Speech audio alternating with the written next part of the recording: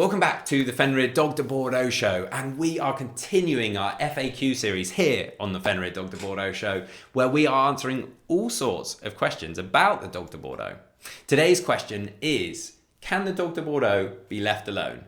Will's going to be answering this question today, so I'm going to hand over to him. So, we all know that dogs are highly sociable beings who love nothing more than spending time with their owners, and yet sometimes we just have to leave the house without them. Especially puppy parents often cannot help feeling guilty for having to leave their dogs to their own devices. But is it really bad for them to spend time without their owners? So in today's video, we're going to discuss whether or not dogs should be left alone. So then we will begin with the first reason why leaving your dog alone at home might actually be very good for them.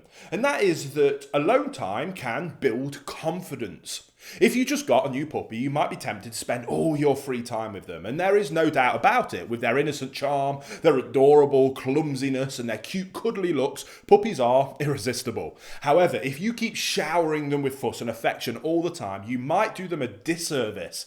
Now, this might sound a bit bizarre, because why on earth would you not show your new dog how much that you adore them? Now, of course, I'm not suggesting you should withhold love from your puppy, but if you make it a habit to give your young dog the opportunity to be on their own sometimes, you will thank yourself in the future, guaranteed. Because alone time builds a young dog's confidence like nothing else. They learn valuable lessons from this, such as, my owner is leaving the house. That's not the end of the world. After all, they always come back. And in the meantime, I've got my tasty chew toy filled with meat pate to work on. Now, next is around crate training being incredible for your dog. Now, of course, you're probably going to want to build up to this gradually, but by and large, a puppy who is left alone in a safe place for short periods of time will learn how to calm themselves down. To help you build up to a point where you can leave your dog loose in the house for several hours, and to help you do that, I highly recommend you get a crate. Invest in a safe, stable version that will be large enough for your dog when they are fully grown. If you select a crate with inbuilt dividers, you can adapt the size to your puppy, which is brilliant. Especially useful because dogs do not want to soil in their own dens. Therefore, your puppy will at least attempt to hold their business even longer until you can let them out of the crate, which is incredibly useful for also toilet training your new puppy. Now, crates are not only fantastic training tools for your puppy, but if you have adopted an adult dog into your home, you can absolutely get them used to the crate as well. Most likely, they will readily embrace the crate as their new sleeping place, especially if you have made the space a nice one and an inviting place to go. To do so, put a soft dog pillow or a thick blanket or a bed into the crate and cover the top with a blanket. In this way, you create a den-like atmosphere, which really naturally appeals to dogs and they find very secure and safe. Now, another tip to help manage your dog's alone time is by planning ahead and being proactive. As we said, giving your dog alone time does help them to build up confidence, and it teaches them to calm themselves down.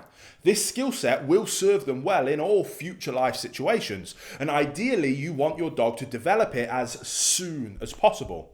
However, especially if you have a very young puppy, you do want to move slowly with this. Extend their alone time in the crate little by little.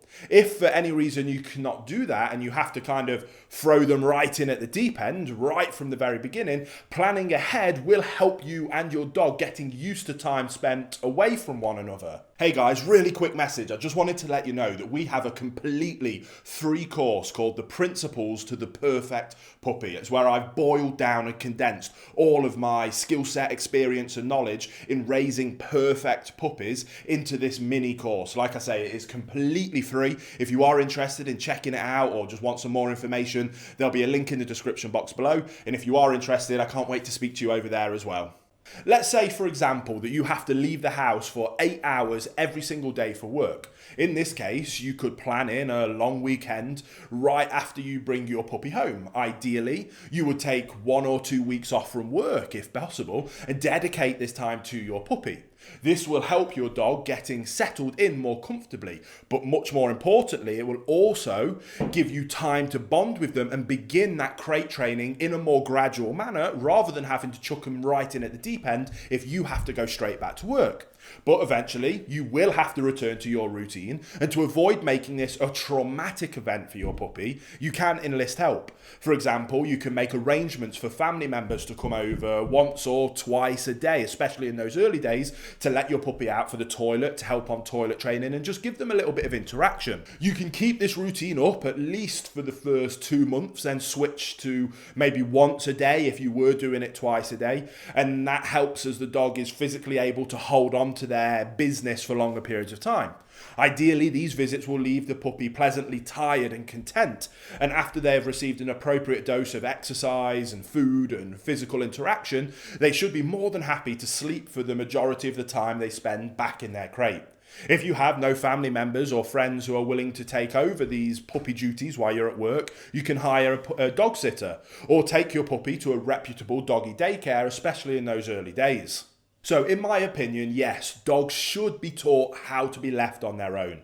Of course, in the ideal world, we will always have someone at hand to stay at home with our puppy, at least until they are a bit older and a bit better trained to be able to be left loose in the house. And ideally, we would not leave them for longer than a few hours at a time. However, there are many ways to navigate those challenges of having to leave your dog at home. And provided you are fully committed to making sure that you meet your dog's needs, especially during your absence, you absolutely can make this work.